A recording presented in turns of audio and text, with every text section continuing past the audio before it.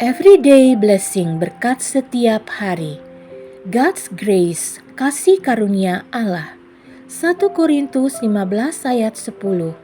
Tetapi karena kasih karunia Allah, aku adalah sebagaimana aku ada sekarang, dan kasih karunia yang dianugerahkannya kepadaku tidak sia-sia.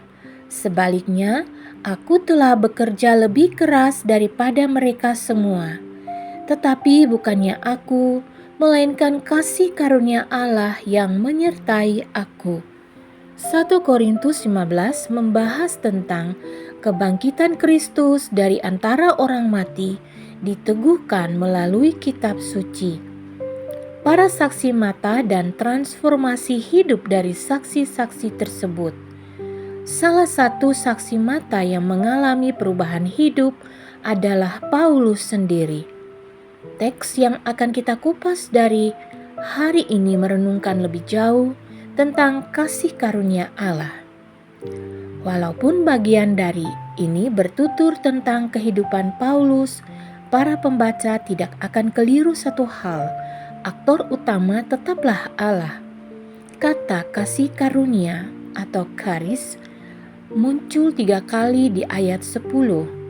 Bagian akhir ayat ini, tetapi bukannya aku, melainkan kasih karunia Allah yang menyertai aku, benar-benar tidak memberi ruang sedikit pun untuk membanggakan Paulus. Melalui teks ini, Paulus ingin mengajarkan bahwa kasih karunia Allah bukan hanya tidak boleh dilupakan, melainkan juga harus diletakkan di depan. Ketika kesaksian hidup kita memberi kesan lebih kuat kepada orang lain tentang betapa hebatnya kepandaian dan perjuangan kita, kesaksian itu telah merampas posisi kasih karunia. Kesan terdalam yang seharusnya menancap pada pikiran orang lain adalah tentang kehebatan Allah dalam mengasihi kita. Banyak orang memahami kasih karunia hanya sebatas pemberian dari Allah. Anugerah adalah apa yang diberikan oleh Allah. Pemahaman seperti ini memberi kesan pasif pada kasih karunia. Kasih karunia adalah objek yang diberikan. Tidak demikian halnya dengan Paulus. Di mata Paulus, kasih karunia Allah tampak lebih aktif. Kasih karunia adalah sarana perubahan kasih karunia yang melakukan sesuatu melalui Paulus. Tetapi bukannya aku, melainkan kasih karunia Allah yang menyertai aku.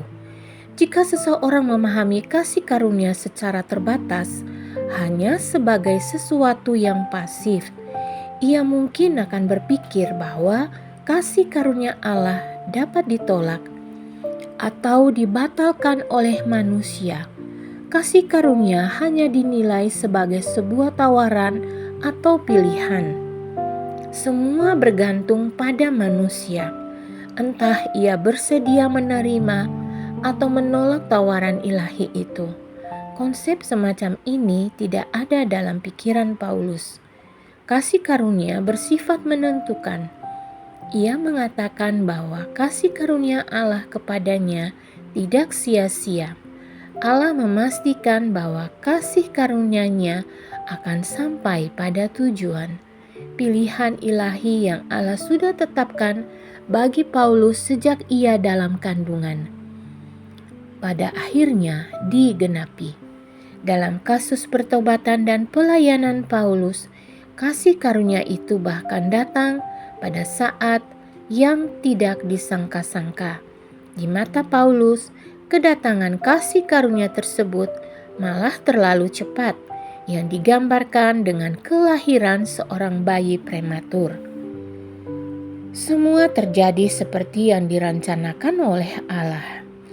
Hal ini tentu saja tidak berarti bahwa kasih karunia bekerja menabrak kehendak seseorang. Kasih karunia justru memampukan seseorang secara sukarela. Disinilah kehendak bebas manusia diselaraskan dengan kehendak kekal dan berdaulat milik Allah. Misi kita hari ini adalah bersyukur atas kasih karunia Allah dalam hidup yang memberikan keselamatan dan jaminan hidup kekal. Mari kita berdoa. Ya Tuhan, terima kasih untuk kasih karunia yang dianugerahkan kepada kami. Kami mau memuliakan Tuhan dalam hidup kami.